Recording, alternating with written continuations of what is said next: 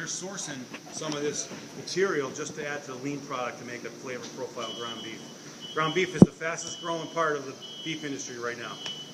Five Guys, Smash Burgers, these high-end $5, $10 burger places are popping up like crazy because ground beef is affordable beef to buy.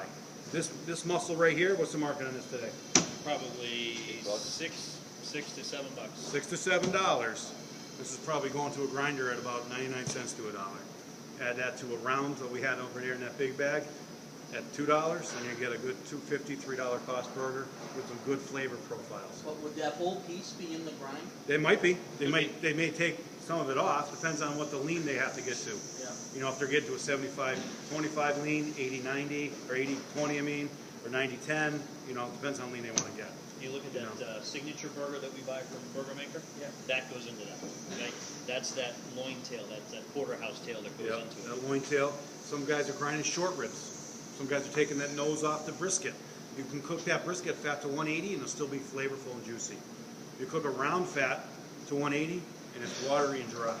Just the inherent acids in the fat. So, Tim, 0 by 1. So here you have your basic 1 by 1. So then if we trim this down, you're going to see the difference, okay?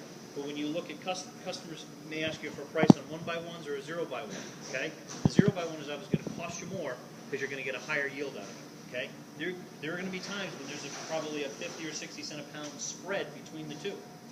A lot of customers have a hard time wrapping their arms around the idea that, wait a minute, I'm going to save money if I pay more for it. When you can show them that, and you do the math. You can understand when 0 by 1.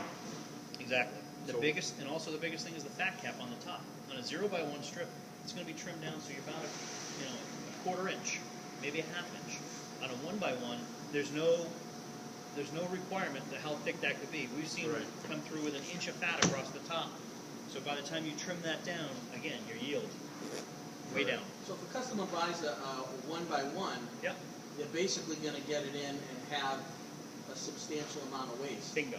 Right. They're going to have. And if they don't have an out for that waste, a credit value, a dollar, grind, or whatever they're using, I don't know if they're making their own lard or whatever, it's just going in the bucket, it's going in the trash. You may save 30 cents on the buy side, but when you get down to cut tests and actually yield it out, it may cost you $1. You know, it depends how accurate you are with a knife too. You start miscutting strips at $8 a pound, you can have some serious problems. So really what we just did right there is take off, say 60 cents, you know, that's $1.